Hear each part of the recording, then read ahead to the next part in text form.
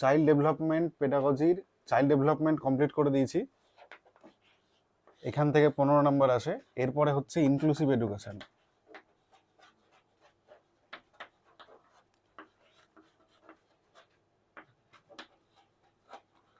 এখান থেকে 10 বা 5 নম্বর আসে। আর একটা পার্ট হচ্ছে পেডাগজি, এখান থেকেও 5 বা 10-এর মধ্যে কিছু একটা আসবে। মানে এই দুটো মিলিয়ে 15 আর এখান থেকে 15, ঠিক আছে? তো আমাদের এই পোর্শনটুকুটা কমপ্লিট। এই পোর্শনে সব থেকে বেশি কিসে আসে? পিঁয়াজে, কোহলবার্গ, ভাইগটস্কি, ওই যে ওইটাতে 7-8টা প্রশ্ন এখান থেকেই আসে। এরপর হচ্ছে ইনক্লুসিভ এডুকেশন। ইনক্লুসিভ এডুকেশনের মূল বক্তব্য থেকে আমরা একদম ইনক্লুসিভ এডুকেশনের প্রথম থেকে ক্লাসটা করব। আজকে আমরা এই পোর্শনটুকুটা শেষ করে দেবো,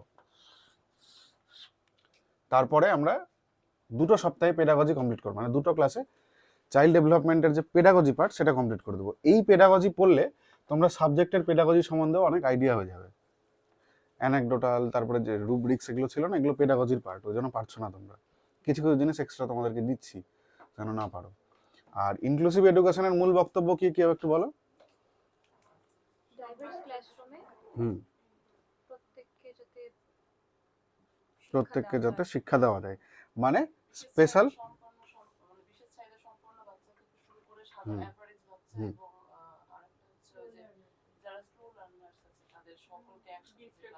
গিফটেড লার্নার্স। স্লো হচ্ছে এদিকে অ্যাভারেজ, আর ফার্স্ট লার্নার্স, সবাইকে নিয়ে যে ক্লাসরুমটা আমি গঠন করব সেটা ইনক্লুসিভ ক্লাসরুম, কারণ সেখানটাতে সবাই ইনক্লুড আছে। এক্সক্লুসিভ মানে কি? এক্সক্লুসিভ মেম্বার্সদের জন্য, কিন্তু স্পেশাল যারা, কিন্তু এখানটাতে ইনক্লুসিভ মানে সবাই থাকবে এখানে, ঠিক আছে? চলো। স্পেশাল চাইল্ড যাদের বলা হয় তারা মানে যাদের মানে আইকিউ খুব ভালো তাদেরকে বলে নাকি যাদের ডিসএবিলিটি আছে তাদেরকে বলে? না, এটা দুই ধরনেরই, দুটোই স্পেশাল চাইল্ড। হ্যাঁ, যারা আইকিউ ভালো তারা ট্যালেন্টেড বা গিফটেড, আর যারা একটু ভালো ডাইভার্ট থিঙ্কিং করতে পারে তারা ক্রিয়েটিভ, আর বাকি যারা অ্যাভারেজের থেকে নিচে যারা, ওরা স্লো লার্নার্স, যাদের লার্নিং ডিসএবিলিটিস থাকতে পারে। হ্যাঁ, এবার আমরা নিচেরটাকেও আর উপরটাকেও এই দুটোকে মিলিয়ে স্পেশাল চাইল্ড বলবো। এবার নিচের বাচ্চাদের জন্য স্পেশাল এডুকেশন হয় একটা, যেটা ক্লিনিক্যালি হয়। হ্যাঁ, ওইগুলো ব্রেল আমরা ইনক্লুসিভ ক্লাসরুমেও করি। আচ্ছা, ইনক্লুসিভ ক্লাসরুমের ইনক্লুসিভ এডুকেশনের প্রিন্সিপালস, ধর্ম কি? প্রথমে আমরা পড়েছিলাম ইকুইটি কে আমরা বেশি প্রায়োরিটি দেব কার তুলনায়? ইকুয়ালিটির তুলনায়। পার্থক্য কি এই দুজনের?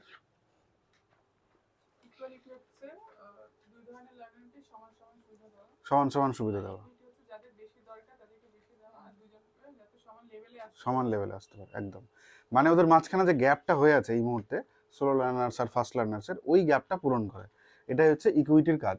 মানে এর কাছে 7 টাকা আছে, এর কাছে 3 টাকা আছে, এবার তোমার কাছে যখন 10 টাকা আছে, তুমি সেই 10 টাকাটাকে কি করে ভাগ করবে? 5-5 করে না দিয়ে তুমি একে 3 দিলে, একে 7 দিলে। এটা কি বলছে? এটা ইকুইটি বলছে। তার ফলে দুজনের কত হলো? 10-10 হয়ে গেল, এবং এদের মাঝখানের গ্যাপটা কত হলো? 0। আগে গ্যাপ ছিল 4। আর ইকুয়ালিটি কি বলছে? যেটা নর্মালি করা হয়, ইকুয়ালিটি সবাইকে সমানভাবে দেখে নিয়ে আমি এখানটাতে কি করলাম? একেও 5 দিয়ে দিলাম, একেও 5 দিয়ে দিলাম। তাহলে এখানে গ্যাপ কত থাকলো এই মুহূর্তে? এখনো 4ই থাকলো কিন্তু গ্যাপটা। তো আমরা ইনক্লুসিভ এডুকেশনে এটার উপরে গুরুত্ব দেবো, কারণ সেখানে সবাই আছে। এবার সবাইকে নিয়ে যখন আমাকে চলতে হবে, যারা একটু পিছিয়ে আছে তাদেরকে এগোতে হবে, তাই না? দ্বিতীয় প্রিন্সিপাল, দ্বিতীয় ধর্ম হচ্ছে নো ডিসক্রিমিনেন্সি। আমরা কাউকে ডিসক্রিমিনেট করবো না, আলাদা করবো না, যে স্লো বা ফাস্ট বা অ্যাভারেজ, এই কথাগুলো আমরা বলবো না, বা এইভাবে আমরা ভাববো না। রেসপেক্ট ফর ডাইভার্সিটি, সেখানটাতে আমরা ডাইভার্সিটি পাচ্ছি, বিভিন্ন ধরনের লার্নার্স আছে, সেটাকে আমরা রেসপেক্ট করব। ফ্লেক্সিবল কারিকুলাম কি হবে? ওদের জন্য পরিবর্তন হবে। কারিকুলামের জন্য ওরা ফিট করবে না, পাঠ্যক্রম ওদের জন্য পরিবর্তন হবে, ফ্লেক্সিবল হবে ওদের জন্য।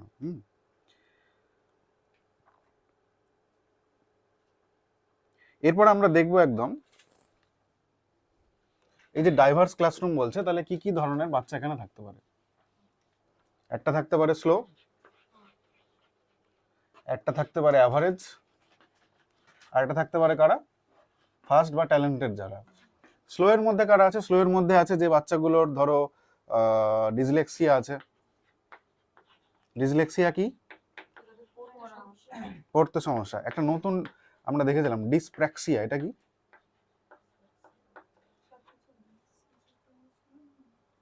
আচ্ছা ডিসক্যালকুলিয়া বলো। হুম, অঙ্কে ভীতি, ক্যালকুলেশন থেকে ক্যালকুলিয়া।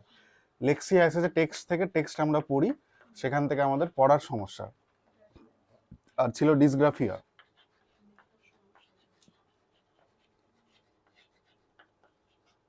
মানে গ্রাফিক্স মানে একটা আউটপুটের কাজ, তাহলে এটা কিসের সঙ্গে? এটা রাইটিং এর সঙ্গে যুক্ত। রাইটিংও আমাদের কি একটা আউটপুটের কাজ, যেটাকে এখানটাতে আমরা কি পড়েছিলাম পেডাগজিতে, ল্যাঙ্গুয়েজ পেডাগজিতে LSRW কে দুই ভাগে ভাগ করা হয়েছিল। বলো।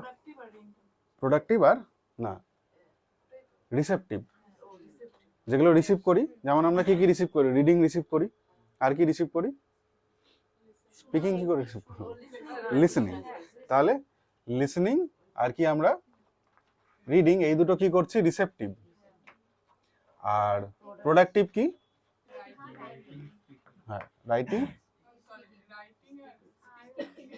স্পিকিং, সরি এখানটা আচ্ছা রাইটিং ঠিক। তো আচ্ছা গ্রাফিয়ার সঙ্গে গ্রাফিক্স মানে একটা আউটপুটের কাজ, প্রোডাক্টিভ কাজ। তাহলে এখান থেকে আমরা প্রোডাক্টিভ একটা স্কিল নেব, সেটা হচ্ছে কি রাইটিং। রাইটিং এর সমস্যা। ডিসপ্র্যাক্সিয়া বলে এবার মনে পড়েছে? না ডিসপ্র্যাক্সিয়া না, আমি বলেছিলাম প্র্যাকটিক্যালের সঙ্গে জড়িত।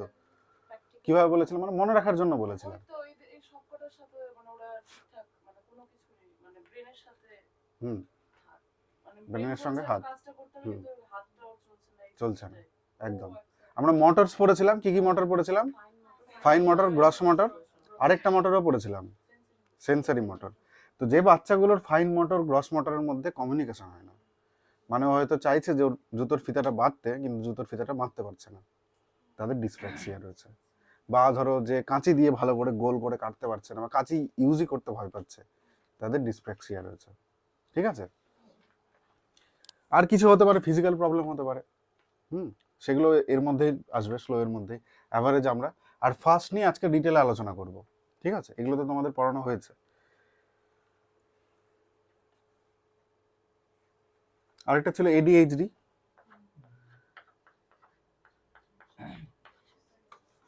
বলো বলো। Attention deficit hyper activity disorder. মানে যে বাচ্চাগুলোর অ্যাটেনশনে ডেফিসিট রয়েছে, মানে অ্যাটেনশন ওদের বেশিক্ষণ থাকে না একটা জায়গায়। মানে আমি আজকে যেমন আজকের ক্লাসটা হয়তো 1 ঘন্টা কন্টিনিউ চলবে, ততক্ষণে সবাই মানে বিরক্ত হয়ে যাবে, এদিক ওদিক তাকাবে। Attention deficit hyper activity disorder যাদের রয়েছে, তারা আই কন্ট্যাক্ট করতে পারে না আমার সঙ্গে। তো এটা হচ্ছে ADHD। আরেকটা আমরা দেখেছিলাম অটিজম। এটা কাদের?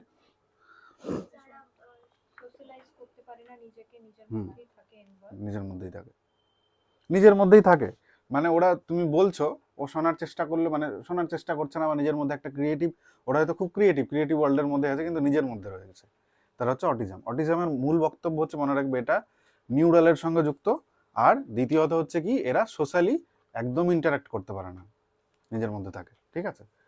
আচ্ছা, এগুলো হচ্ছে স্লো লার্নার্স, ফাস্ট লার্নার্স আমরা দেখবো। এবার এদের জন্য স্ট্র্যাটেজি রয়েছে, মানে আমরা এদেরকে কি করে পড়াবো, স্ট্র্যাটেজি কিছুটা আলোচনা করা হয়েছিল আগের দিন। বলো। ওদের জন্য আমরা UDL তৈরি করব আর IEP তৈরি করব। এটা থেকে প্রশ্ন আসে। What is UDL, what is IEP? IEP তো বলা উচিত, IEP তো আগের দিন ভালো করে বোঝানো হয়েছিল। হুম, কি ওটা? মানে সবার জন্য আলাদা করে হুম, প্রোগ্রাম একটা ক্রিয়েট করা যাবে তাদের। বলো বলো বলো। IEP স্লো লার্নার্সের জন্য। IEP হচ্ছে স্লো লার্নার্সের জন্য, এবং এটা কি হয়, রিটেন ইন ফরম্যাট হয়। মানে একজন টিচার, হুম রিটেন ফর্মে লিখে রাখলো যাতে পরে গভর্নমেন্টের কাছে, এটাই তুমি এটাই গভর্নমেন্টের কাছে যাতে পরে আবেদন করতে পারে যে আমার স্টুডেন্টদের জন্য এই জিনিস লাগবে, পড়াতে সুবিধা হয়, এবং তার কি প্রোগ্রেস হচ্ছে সেটাও লিখিত রাখবে, যেটা গভর্নমেন্ট রেকর্ডে থাকবে। তাহলে এটা কিন্তু IEP, এটা ইন্ডিভিজুয়ালের জন্য। এবং এটা কাদের জন্য? এটা স্লো লার্নার্সদের জন্য। এটা অ্যাভারেজ বা ফার্স্ট এর মধ্যে ঢুকবে না। আর ইউডিএলটা হচ্ছে সবার জন্য, ইউনিভার্সাল। ইউডিএল-এ কি করা হচ্ছে যে কোনো কিছু যখন আমি পড়াচ্ছি মাল্টিপল ওয়েতে পড়াচ্ছি, বা তাদের কাছ থেকেও যখন নিচ্ছি মাল্টিপল ওয়েতে নিচ্ছি, তারা যেটা জানে সেটা যেন তারা রিপ্রেজেন্ট করতে পারে আমার সামনে, সেই সুযোগটা করে দেওয়ার জন্য যে ডিজাইনটা, সেটা কি, সেটা ইউডিএল। তাহলে এটা কাদের জন্য হবে? এটা ইউনিভার্সাল হবে, এটা সবার জন্য হবে। মানে কোনো বাচ্চা লিখতে সমস্যা রয়েছে, সে যেন আচ্ছা থাক, কিছু আমার সাপ চলে এসছে। তো ইউডিএলটা কি, যারা ধরো ডিসক্যালকুলিয়ে তোমার রয়েছে, ডিসগ্রাফিয়া রয়েছে, লিখতে পারে না, তাদেরকে তুমি ওরালি তাদের কাছ থেকে তুমি সবকিছু জানবে বা তাদেরকে বলতে বলার সুযোগ দেবে, ওরালি তাদের পরীক্ষাটা নেবে। এটা হচ্ছে ইউডিএল এর একটা পার্ট বা ইউডিএল এর একটা এক্সাম্পল।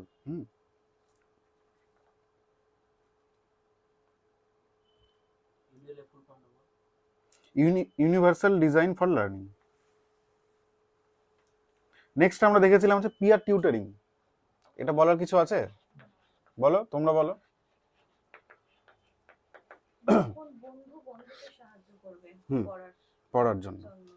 পড়ার জন্য বন্ধু বন্ধুকে হেল্প করছে, কারণ সেখানে তো ডাইভার্স ব্যাকগ্রাউন্ড, সেখানে সবাই রয়েছে, তো কিছুটা বন্ধুরাও হেল্প করলো। এটা হচ্ছে পিয়ার টিউটরিং। পিয়ার মানে বন্ধু।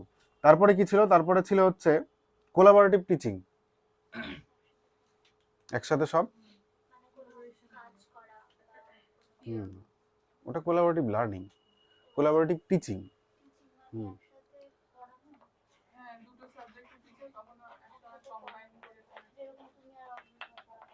না না না না না, ওটা ইন্টিগ্রেটেড টিচিং, কোলাবোরেশন করা। হ্যাঁ, হুম হুম হুম হুম মানে শুধুমাত্রই ক্লাসের টিচাররা, সাবজেক্টিভ টিচাররা না থাকেও কোনো ধরো সাইকিয়াট্রিস্ট আসলো, তাদের বা কাউন্সিলার্স আসলো, যে ওরা কি করে পড়াশোনাটাকে কাউন্সিলিং করে সামনের দিকে এগিয়ে নিয়ে যাবে, সেটা কোলাবোরেটিভ টিচিং। ঠিক আছে? হ্যাঁ, কালকে যেটা এসেছিল ওটা কোলাবোরেটিভ টিচিং এর অন্তর্গত, ওরা কাউন্সিলিং করলো তোমাদের। সেন্সিটাইজেশন।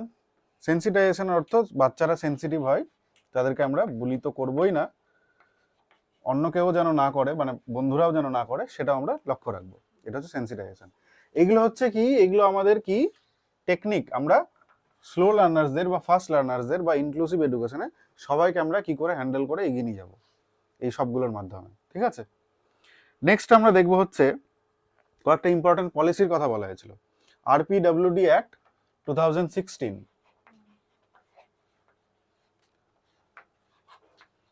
কি বলেছিল এটা? ডিসেবিলিটির সংখ্যা কত? 21। আগে 7 ছিল, পরে এই একটা কি হয়েছিল, সেটা বেড়ে গিয়ে 21 হয়েছিল। এবং এই 21 ধরনের ডিসেবল যারা বাচ্চা বা কি যেন বলে অ্যাসপিরেন্ট, তাদের জন্য গভর্নমেন্ট জবে 4% কি ছিল, কোটা ছিল। শুধু ওরাই ওখানটাতে লড়াই করে, ওরাই ওখানটাতে চাকরিটা পাবে। ওটা পরের একটা হয়েছে, বলছে ওই একটা আলাদা। এটা RPWD একটা, এটা হলো। তারপরে RT, রাইট টু এডুকেশন। ওই তোমার কি যেন বলে, ফিজিক্যাল উইথ ডিফিকাল্টিস, এরকম কিছু একটা আছে, ডিসেবিলিটিস। তারপরে হচ্ছে RT 2009। RT 2009 কি বললো?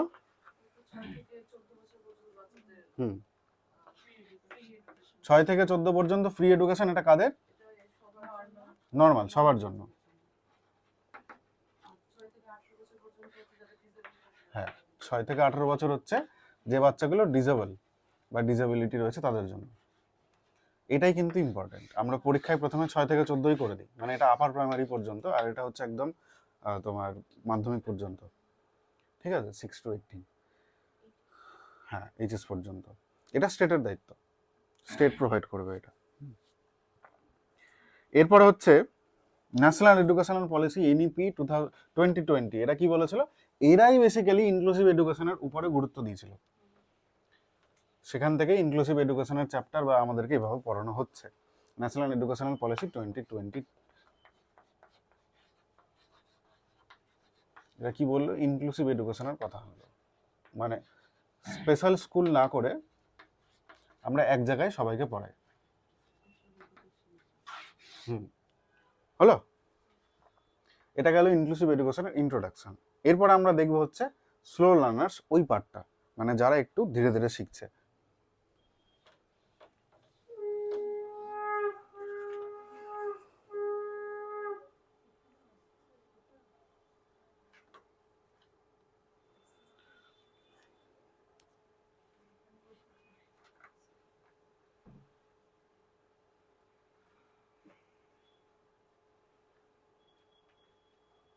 বুঝতে পেরেছো?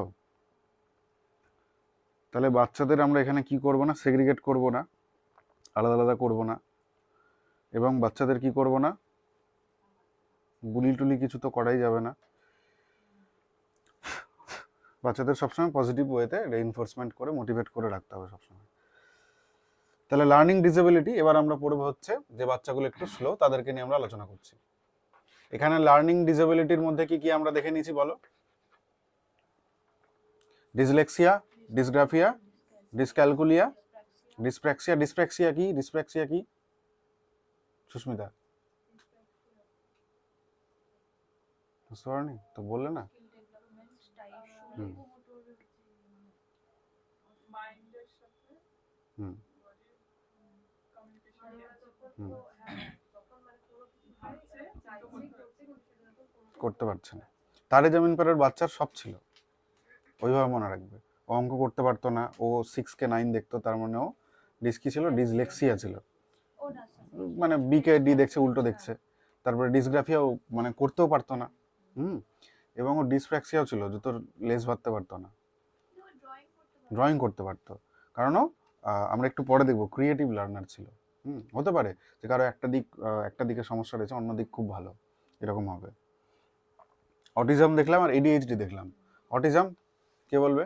ব্রতি বল। অটিজম কি করে বুঝবে কোনো বাচ্চার? কে বলো অটিজম?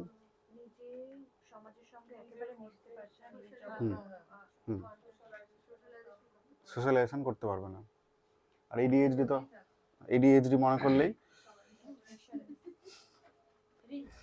রিলস। এগুলো হলো লার্নিং ডিসেবিলিটিস। এরপরে হচ্ছে ইম্পেয়ারমেন্টস, মানে যাদের বড় বড় সমস্যা রয়েছে। যেমন কি হতে পারে? Visually impaired. ভিজুয়ালি ইম্পেয়ার্ড মানে চোখে দেখতে পাচ্ছে না। এবার চোখে অন্ধ মানে ওটা কিন্তু একদম কালো দেখে না, মানে আইদার ওরা ব্লাডি দেখে বা কিছু বুঝতে পারে না ওদের সামনে কি আছে।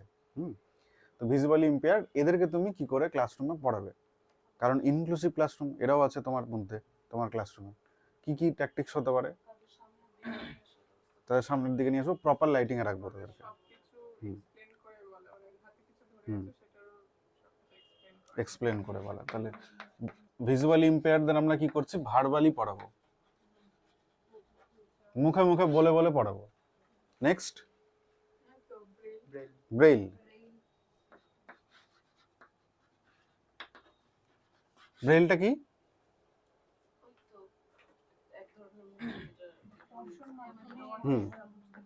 এরকম এরকম থাকে, ডট ডট ডট।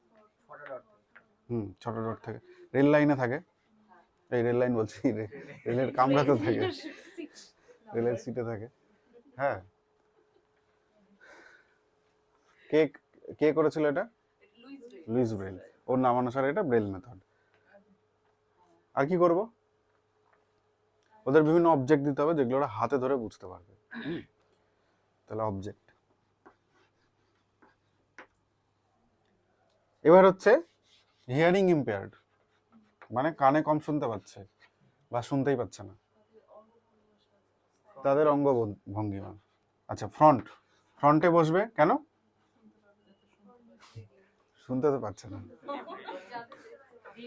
দেখতে পায়, লিপ রিডিং করতে পারে ভালো করে, ঠিক আছে। Sign language. হ্যাঁ, এদেরও ভিজুয়াল দরকার, মানে কি দেখানো? সিম্বল। আচ্ছা, ওটা সাইন ল্যাঙ্গুয়েজ।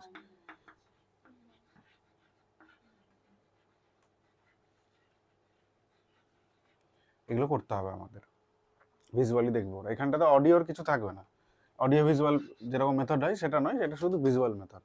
মানে এরকম ম্যাপ থাকতে পারে বা কালারফুল কোনো জিনিস থাকতে পারে যেগুলোতে অ্যাট্রাক্টেড হবে, ডায়াগ্রাম থাকতে পারে। আরেকটা হচ্ছে ফিজিক্যালি হ্যান্ডিক্যাপড, অর্থোপেডিক্যালি চ্যালেঞ্জ। কি করবো এদের জন্য? হুম, আচ্ছা এইখানটাতে একটা বাদ চলে গেছে, এদের জন্য আরেকটা জিনিস করতে হয়, ক্লাসরুমে কোনো ব্যারিয়ার থাকবে না, বাধা থাকবে না, উঁচু নিচু থাকবে না। No barrier. অর্থোপেডিক্যালি চ্যালেঞ্জ কি করবে এদের জন্য? র্যাম্প রাখতে হবে, মানে যদি কারো পায়ে সমস্যা থাকে সে যেন হুইল চেয়ার নিয়ে ক্লাসরুমে আসতে পারে, সেই ব্যবস্থা রাখতে হবে। রেলিং রাখতে হবে। আর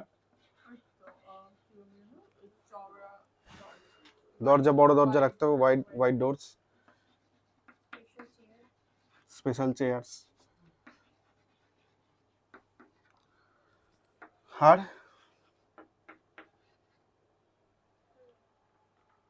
আরেকটা জিনিস বলা ছিল, অর্থোপেডিক্যাল চ্যালেঞ্জ না শুধু পায়ে সমস্যা, আমাদের যত সমস্যা হতে পারে, গ্রিপ নেই হাতে,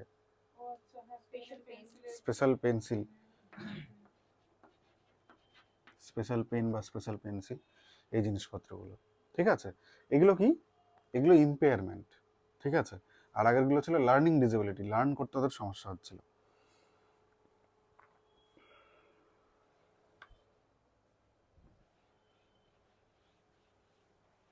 বুঝতে পারছো কিভাবে মানে হ্যান্ডেল করবে এই বাচ্চাগুলোকে?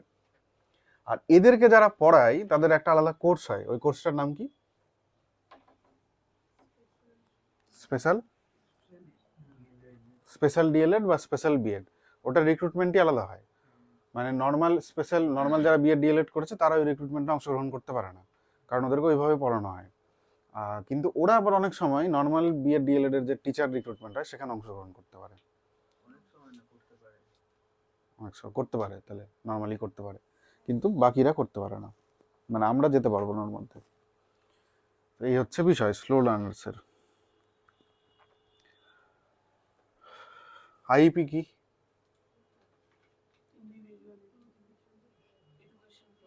এক্সপ্লেন, হরপ্রিয়া বলো তো আইপি কি? বুঝতে পারোনি? বুঝতে পেরেছো, ভুলে গেছো। Individual education program. এরপরে কি মনে করছো তোমার? এডিএইচডি। এমন একটা ব্যবস্থা আছে বাংলা যেটা মনে হচ্ছে করো তাহলে তো বাচ্চাদের জন্য, মানে যারা স্লো লার্নার্স হুম। তাদের জন্য স্পেশাল ভাবে ক্লাস নেওয়া হবে সেটা। না, এটা কিন্তু একদম পরিষ্কার রাখতে হবে মাথায়, লিখে রাখতে হবে একটা রিটেন বিবরণ। হুম হুম হুম, তার কি রিকোয়ারমেন্ট রয়েছে সেটা তুমি সেখানে লিখবে, প্লাস ওর সারা বছরে কি উন্নতি হলো বা কতটুকু তুমি এক্সপেক্ট করেছিলে অতটা করতে পারলে না, সেগুলো সব থাকবে যার মধ্যে। সেটা আইপি, এটা একটা গভর্নমেন্ট প্রজেক্ট, এটা গভর্নমেন্টের কাছে যায়, গভর্নমেন্ট এটা মনিটর করে যে কতগুলো স্পেশাল লার্নার্সকে তুমি শিখিয়েছো বা তাদের কি প্রোগ্রেস হয়েছে। ঠিক আছে, আর ইউডিএল ইউনিভার্সালি প্রত্যেকটা ক্ষেত্রে বাচ্চার জন্য প্রযোজ্য যে নীতিগুলো আমরা ব্যবহার করতে পারি। ইউডিএল এর স্পেসিফিক কিছু টার্ম আছে, যেটা হলে ওটাকে ইউডিএল বললাম। প্রত্যেকটা বাচ্চার জন্য বোঝা গেল ইউনিভার্সাল থেকে। ডিসগ্রাফিয়া যাদের থাকে হুম। তাদের ওরাল হুম, পরীক্ষা দিয়ে যাদের পরীক্ষা নিতে হবে।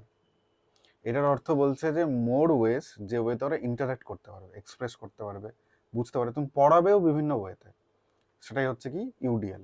শুধুমাত্র বই দেখে পড়াচ্ছ এরকম নয়, তুমি অডিও ভিজুয়াল পড়াচ্ছ, অডিও পড়াচ্ছ, ব্রেল মেথডে পড়াচ্ছ, এটা ইউডিএল এর অন্তর্গত।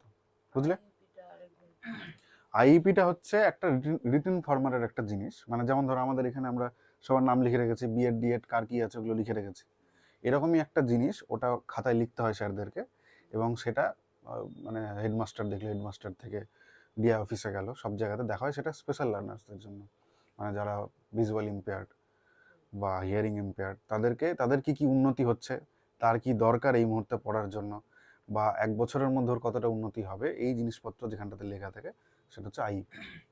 এটা ইন্ডিভিজুয়ালাইজ, প্রত্যেকটা বাচ্চার জন্য আলাদা আলাদা করে থাকে। বুঝতে পারো, এটা সবার জন্য না, স্পেশাল লার্নার্সদের জন্য। ঠিক আছে, এটাতে কিন্তু আবার গিফটেড চাইল্ডও থাকবে না, যারা পিছিয়ে পড়া শুধু তারাই, ট্যালেন্টেড নয়। ঠিক আছে, আইপিতে। ইউডিএল সবাই সবাই থাকবে। সবাই থাকবে। হুম, স্লো থাকবে, ফাস্টও থাকবে। সাথে হচ্ছে মানে এরকমও থাকতে পারে হুম, কারণ ডিসপ্র্যাক্সিয়া আছে। হুম। ডিসক্যালকুলিয়া আছে, সেও থাকবে ইউডিএল এ, অ্যাভারেজ লার্নার্সও থাকবে, এমনকি ফাস্ট লার্নার্সও থাকবে ইউডিএল এ। কারণ বলা হয়েছিল না যে তুমি যখন পড়াবে তোমার ম্যাটেরিয়াল কি হতে হবে, এনরিচড হতে হবে, যেন ফার্স্ট লার্নার্সরা কি হয়, বোর্ড না হয়ে যায়।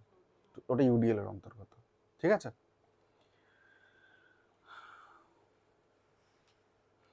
টেকনিক্স ফর প্যারেন্টস, এবার তুমি প্যারেন্টের জন্য কি কি টেকনিক রাখবে এই বাচ্চাগুলোর জন্য? প্রথমে প্যারেন্টদেরকে অ্যাওয়্যার করতে হবে অ্যাওয়্যার যে করতে বাচ্চার হবে কি সমস্যা। কি সমস্যা, বা বাবা মারা তো প্রথমে অনেক বাবা মা থাকে যারা মানতে চায় না। মানতেই চায় না যে আমার বাচ্চা এই সমস্যাটা রয়েছে। আমরা নিজেরাও অনেক সময় মানতে চাই না যে আমার এই ডিএইচডি রয়েছে, আমি ঠিকই আছে সব দিক দিয়ে। সাইকোলজিস্টের কাছে যাবে, নাম শুনলেই বলে পাগল হয়েছি নাকি। হ্যাঁ, সাইকোলজিস্টের নাম শুনলে বাবা আমি তো পাগল, আমি কেন যাব, এটা অ্যাকচুয়ালি পাগলামি। আমার একজন পরিচিত, আমাদের পরিচিত একজন, ওর মা সাইকোলজিস্টের কাছে গেলই না, শেষে সুসাইড করে মারা গেছে। তো এই হচ্ছে ব্যাপার। আর্লি ইন্টারভেনশন বলছে এটাকে, যেন বাবা মারা ইন্টারভেন করতে পারে ব্যাপারটাতে, বাবা মাকে জানিয়ে দেওয়া। কনসিস্টেন্ট রুটিনস, এডিএইচডি বাচ্চাকে কি করে তুমি ঠিক করবে, মানে প্যারেন্টকে তুমি কি বলবে এডিএইচডি বাচ্চার প্যারেন্টকে? যদি এখনকার বাচ্চা হয় তাহলে প্রথমেই বলবো যে স্ক্রিন টাইম কমাতে, হ্যাঁ এটা তো একদম ঠিক, মেডিটেশন, এবং তারা বাড়িতে রুটিন মেনটেন করবে অলওয়েজ। যার জীবনের রুটিন নেই তার এডিএইচডি হওয়ার চান্স সব থেকে বেশি। হ্যাঁ হ্যাঁ হতে পারে, এগুলো ছোট ছোট মানে অনেক কিছুই অনেকের জন্য হতে পারে।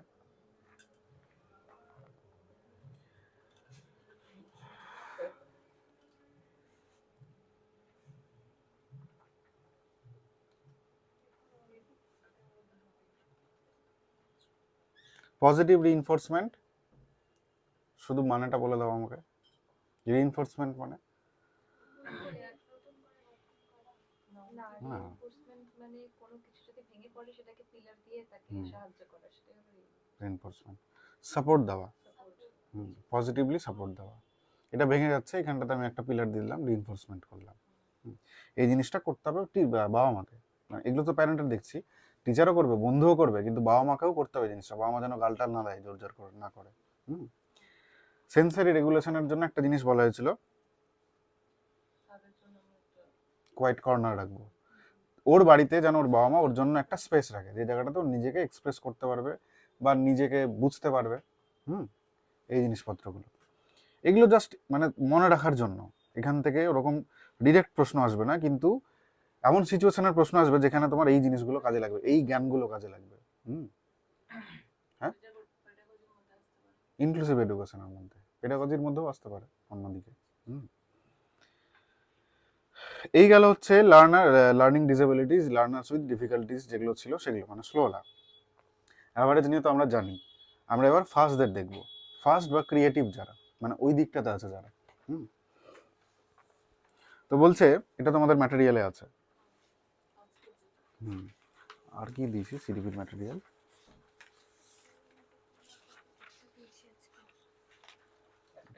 একটাই ওটা দিয়েছে, উল্টো দিকটা। হ্যাঁ, এটা ইম্পর্টেন্ট, ব্লুমস ট্যাক্সোনমি আছে, এটা ইম্পর্টেন্ট, এগুলো আমরা একটু দেখবো। হ্যাঁ,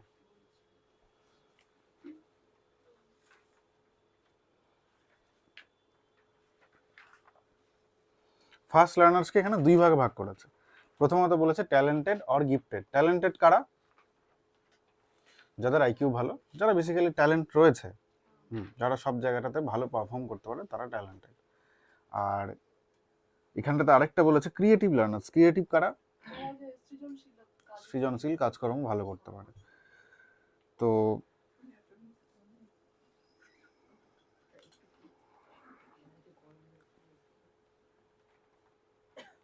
এই হলো বিষয়।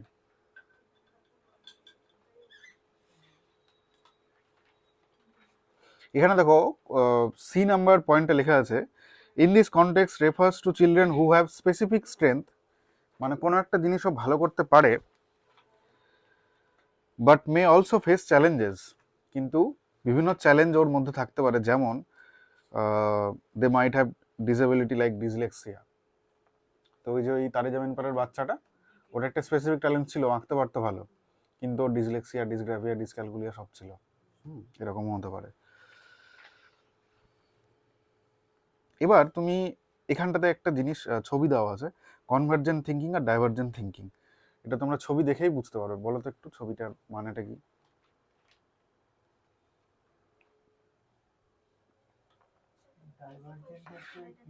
কিসে কোশ্চেন ছিল? আজকে কোশ্চেনটা ছিল ও ডাইভার্জেন্ট থিঙ্কিং। তো ডাইভার্জেন্ট থিঙ্কিং মিন্স ইমাজিনেশন, মানে অন্যান্য অনেকভাবে ইমাজিন করে জিনিসপত্র ক্রিয়েটিভিটি হুম। এটা ম্যাথমেটিক্সের ক্ষেত্রে কাজে লাগবে, মানে হচ্ছে কনভার্জেন্ট থিংকিংটা। না না, ওখানে একটা এক্সাম্পল দিয়ে যাচ্ছ ম্যাথমেটিক্স। হ্যাঁ হুম।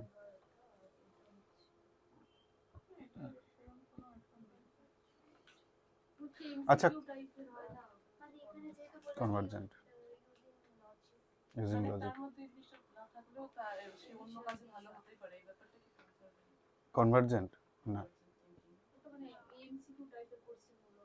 কনভার্জেন্ট হচ্ছে তার রিসিভ করার ক্ষমতা ভালো, বিভিন্ন হুম। ফ্যাক্ট ভালোভাবে সে রিসিভ করতে পারে বা হুম। নিতে পারে বা মনে হুম। রাখতে পারে। যাই হোক, ডাইভার্জেন্ট সে নিজে নিয়ে সেটাকে ক্রিয়েটিভ ওয়েতে বিভিন্ন ভাবে ভাবতে পারে, তার মধ্যে হুম। কোনো একটা বিষয় মানে যার মধ্যে অনেক ক্রিয়েট হচ্ছে, সেটা হুম। ডাইভার্জেন্ট। ডাইভার্জেন্ট। যে কোশ্চেন একটা জিনিস থেকে ক্রিয়েট হচ্ছে, ওপেন কনভার্জেন্ট হচ্ছে যেটা বোঝানো হচ্ছে সেইটা যখন মানে বুঝে যাচ্ছে তখন নেক্সট কোশ্চেন নাও তৈরি হতে পারে।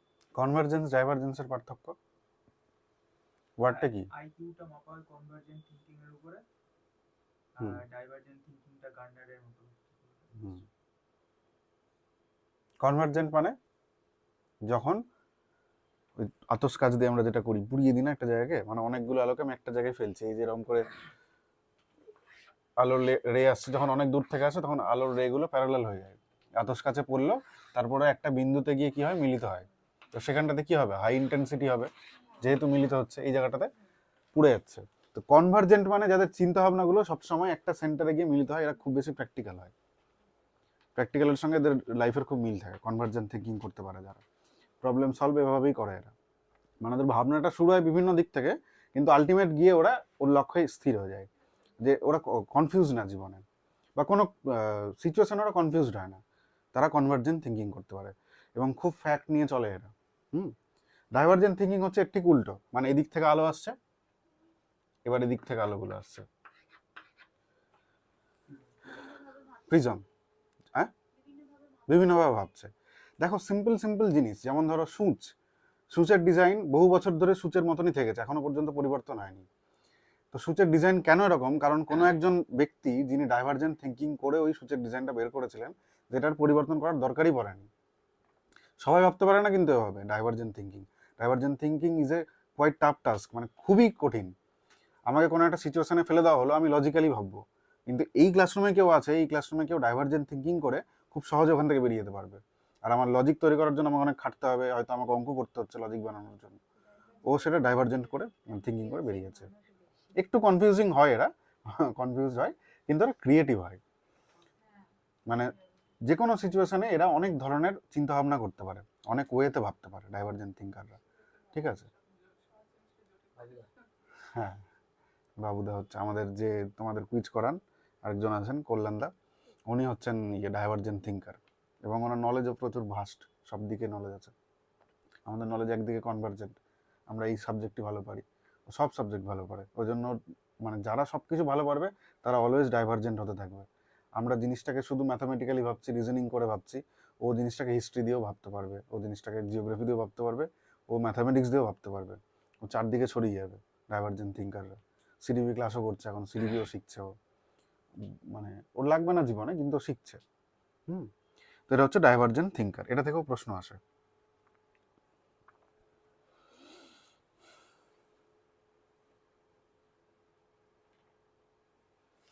এবার হচ্ছে তুমি এই ধরনের বাচ্চাগুলোকে যখন ক্লাসে ঢোকাচ্ছ, এদের জন্য কি কি টেকনিক হবে ক্লাসরুমে?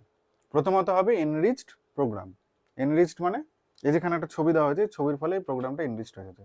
ছবিটা যে তোমরা দেখলে, তোমরা যে ভাবলে, তোমাদের এই ভাবনাটা ডাইভার্জেন্ট থিঙ্কিং হলো, তোমাদের মাথায় অনেকগুলো চিন্তা আসলো, তাই না? এটা ডাইভার্জেন্ট থিঙ্কিং। আর ছবিটা এখানে দেওয়ার জন্য এই ম্যাটেরিয়ালটা কি হয়েছে, এনরিচড হয়ে গেছে। তো তোমাকে এরকম এনরিচড ম্যাটেরিয়াল বানাতে হবে যেন সবাই ব্যাপারটাতে অংশগ্রহণ করতে পারে এবং ইন্টারেস্ট পায় প্রথম, এবং আলটিমেট গল্প হচ্ছে ইন্টারেস্ট তোমাকে জোগাতে হবে, কারণ তুমি যদি স্লো লার্নার্সের মতো করে পড়াও প্রত্যেক দিন, তাহলে যারা এগিয়ে আছে তারা কিন্তু বিরক্তি বোধ করবে এবং তারা আর মানে পড়াশোনার মধ্যে থাকবে না, তোমার ক্লাসের মধ্যে থাকবে না। আমাদের স্কুলে হতো, স্কুলে এসে ওরা আরিহান্তের বই সলভ করছে। আরে ভাই তুই নর্মাল লেসেন দে কমপ্লিট কর, তারপরে আরিহান্তে যাবি। তো ওরা ওরকম ছিল, ফার্স্ট লার্নার্স খুব ভাবতো, একটাও জীবনে কিছু করতে পারেনি এখনো পর্যন্ত। যাই হোক, এই হচ্ছে ব্যাপার। আর অ্যাক্সিলারেশন বলছে, অ্যাক্সিলারেশন মানে কোনো বাচ্চা ধরো খুব ভালো পড়াশোনা, তাকে তুমি 2 থেকে 3-তে না উঠিয়ে ডাইরেক্ট 2 থেকে তুমি 4-এ উঠাতে পারো, এরকম করতে পারো। ডিফারেন্সিয়েটেড ইনস্ট্রাকশনস, কি করবে তুমি, ইনস্ট্রাকশনগুলো আলাদা আলাদা করে দেবে। মানে কিছু বাচ্চাকে হয়তো তুমি একটু কমপ্লেক্স টাস্ক দিয়ে দিলে, যারা ভালো চিন্তা ভাবনা করতে পারছে, মানে ফার্স্ট লার্নার্স যারা, তাদেরকে। ব্রেন স্টর্মিং, বলো, মস্তিষ্ক ঝঞ্ঝা, খুব শুনেছো তোমরা আগে। এটা অ্যাডোলেসেন্সের সময় হয়। না, অ্যাডোলেসেন্সের সময়টাকে আলাদা সময় বলা হয়, হ্যাঁ। ওটা আলাদা দিন ঝড়। ঝড় ঝঞ্ঝার স্তর, হ্যাঁ বলো। হুম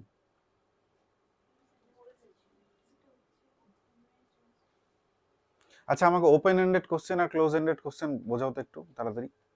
ওপেন এন্ডেড মানে যেটা ইমাজিন করে অনেক রকম ভাবে অ্যানসার। একটা এক্সাম্পল দাও। আচ্ছা, আমি একটা প্রশ্ন বলছি, এটা ওপেন এন্ডেড না ক্লোজ এন্ডেড বলবে।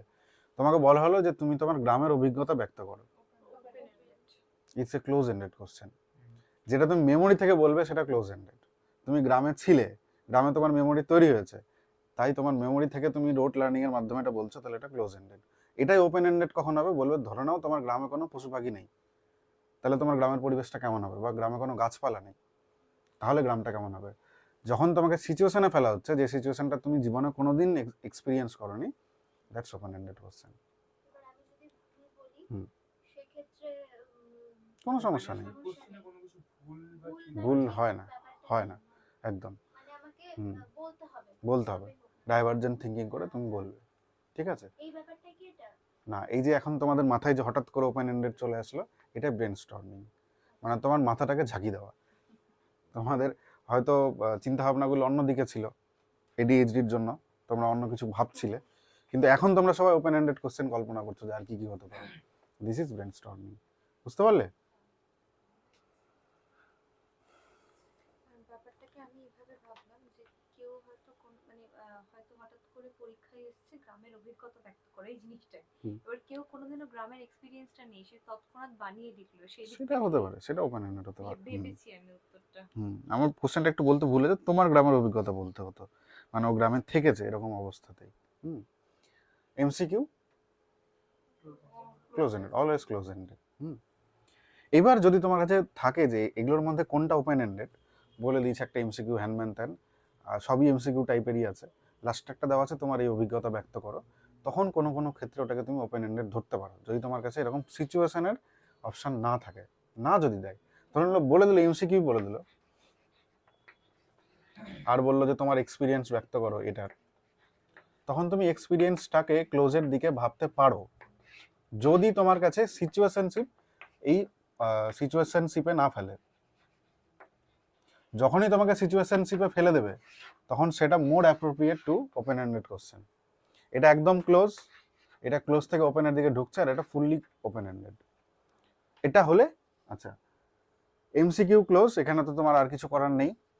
এক্সপিরিয়েন্স যখন এটা ওপেন এন্ডেড থেকে এই ক্লোজ এন্ডেড থেকে ওপেন এন্ডেডের দিকে আসছে, ভাবতে হচ্ছে হয়তো কিছু ভুলে গেছো তুমি এক্সপিরিয়েন্স বলার সময়, তো মেমোরাইজেশন থেকে বলতে পারছো না হয়তো।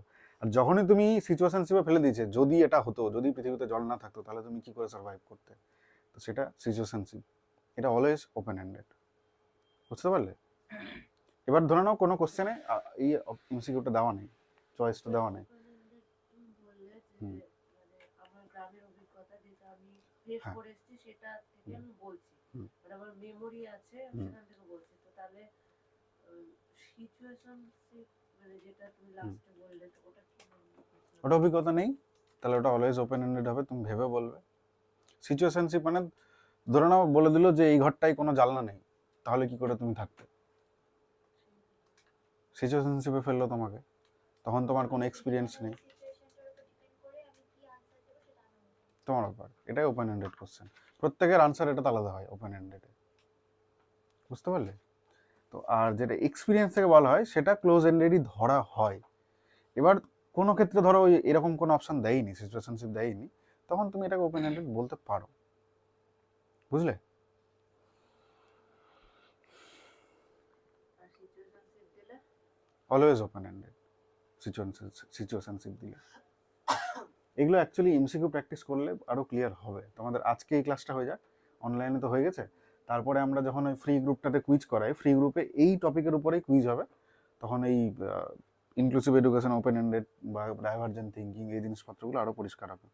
প্রজেক্ট বেসড লার্নিং করতে হবে, যেন প্রজেক্টের মাধ্যমে হাতে কলমে শেখে, তার ফলে ওদের মনে থাকবে ভালো। আচ্ছা, ব্লুমস ট্যাক্সোনমি জানো কেউ? ব্লুম বলে একজন বিজ্ঞানী ছিলেন, উনি তিনটে এইচকে একসাথে অ্যাক্টিভ করার কথা বলেছিলেন, যার ফলে লার্নিং সম্পন্ন হয়। তিনটে এইচ এর মধ্যে প্রথমত হচ্ছে হেড। হেড বলতে কি বোঝাচ্ছে? হেড বলতে বোঝাচ্ছে তোমার কগনিশনকে। কগনিটিভ ডেভেলপমেন্ট থেকে কগনিশন। কগনিশন কি? জ্ঞানীয় বিকাশ বা জ্ঞানের গল্প যেখানটাতে আছে। তাহলে প্রথমে তুমি কি করবে? হেড অ্যাক্টিভ করবে। তারপরে কি করবে? হ্যান্ড বলতে বলছে বেসিক্যালি সাইকোমোটরকে। আচ্ছা হলো, মানে পরপর ওরকম করতে হবে না। সাইকোমোটর মানে তোমার শরীরে যেসব অঙ্গ প্রত্যঙ্গ আছে সেটাকে অ্যাক্টিভ করো। এবং তারপরে কি? হার্ট কি করে আমাদের? একটা টাইমে তো সবাই স্ট্যাটাস দিয়েছো হেড আর হার্টের, ব্রেন অ্যান্ড হার্টের, তাই না? ইমোশনস কন্ট্রোল করে। এখানটাতে কি দিয়েছে হার্টটাকে? আচ্ছা, অ্যাফেক্টিভ, যেটা বেসিক্যালি অ্যাফেক্ট করে আমাদেরকে। তো ব্লুমস ট্যাক্সোনমিতে বলা হয়েছে এমনভাবে বাচ্চাকে পড়াতে হবে যেন ওদের তিনটা অ্যাক্টিভ হয়ে যায়। 3H, head, hand, heart. এটা বুঝতে পেরেছো এদের মধ্যে রিলেশনটা? হেডটা কেন কগনিশন? কারণ হেডের মধ্যে সব লজিক আছে, তোমার জ্ঞান এখানটাতে স্টোর হচ্ছে। হ্যান্ডটাকে একটা মোটরের এক্সাম্পল হিসাবে ধরা হয়েছে, মানে একটা অর্গান, হ্যান্ডের জায়গায় অন্য কিছু হতে পারতো। আর হার্ট কি? হার্ট আমাদের যে তোমার ইমোশনস, অ্যাঙ্গার্স, জয়, সরো, এগুলোকে কন্ট্রোল করে। তো সেটাকেও কন্ট্রোল, মানে সেটাকেও অ্যাক্টিভ করতে হবে।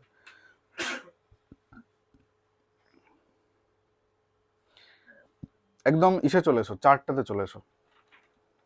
Blooms levels application chart for CTET.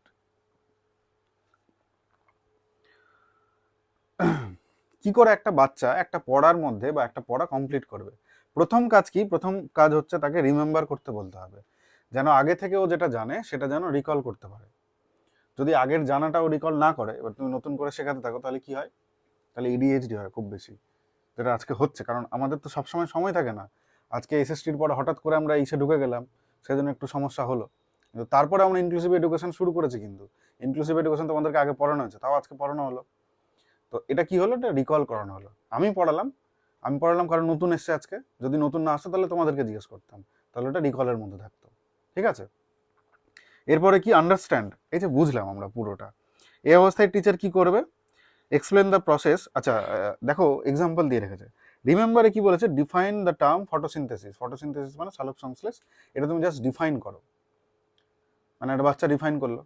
Definition দিল মানে কি? ও না জেনেও ডেফিনেশন দিতে পারে মুখস্থ করে। পরের স্টেজে কি হচ্ছে? Explain the process of photosynthesis in your own words. মানে একটা বাচ্চা নিজের শব্দে এই সালোক সংশ্লেষকে এক্সপ্লেন করবে। এবারও ডেফিনেশন দিচ্ছে না, কিন্তু এক্সপ্লেন করছে মানে ও পুরো প্রসেসের মধ্যে ঢুকছে। ঠিক আছে? এটাকে বলা হচ্ছে আন্ডারস্ট্যান্ড। ও বুঝবে, তাহলে এটা পারবে। নেক্সট হচ্ছে অ্যাপ্লাই। এবার তুমি অ্যাপ্লাই কি করে করবে? অ্যাপ্লাই বলছে draw a diagram showing how a plant in a dark room might react. ফটোসিনথেসিসের জন্য কি হয়? গাছের তো আলো লাগে, যখন ও ডার্ক রুমে থাকবে, কোনো একদিক থেকে ছোট ছোট আলো আসলে গাছটা কি হবে? সেদিকে প্রপাগেট করবে। এটা যখন ও করছে তখন ওর মাথায় কি আছে? ফটোসিনথেসিস। ও অ্যাপ্লাই করলো এবার। ঠিক আছে? প্রথমে কি করলো? রিকল, তারপর আন্ডারস্ট্যান্ড, তারপর অ্যাপ্লাই হলো। নেক্সট স্টেজ হচ্ছে অ্যানালাইজ।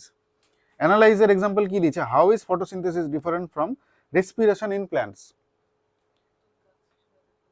হ্যাঁ বলো।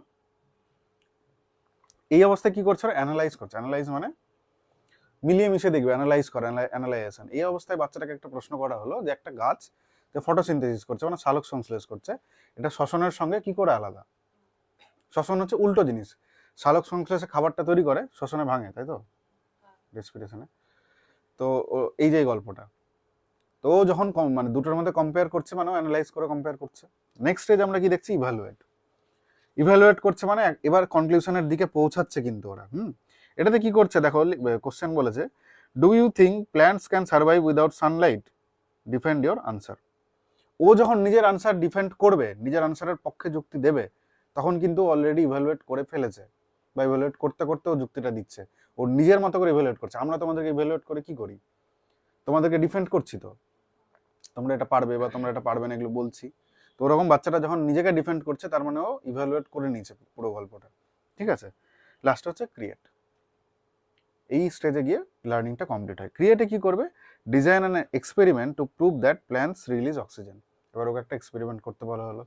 ও যখন ওই এক্সপেরিমেন্টটা করে দেখবে প্ল্যান্ট অক্সিজেন রিলিজ করছে, ও একটা ক্রিয়েটিভ কাজ করলো, ক্রিয়েট করলো, এবং এতগুলো স্টেজের মাধ্যমে ওর পড়াটা কমপ্লিট হলো। এতগুলো কমপ্লিট হয় আমাদের স্কুলে, কিন্তু এতগুলোই দরকার ব্লুমস ট্যাক্সোনমি অনুসারে।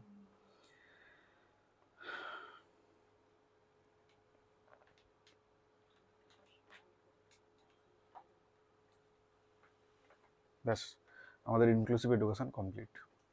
15 বা 5 নম্বর, মানে 10-15 নাম্বার, 10-5 নাম্বার এখান থেকেই আসবে।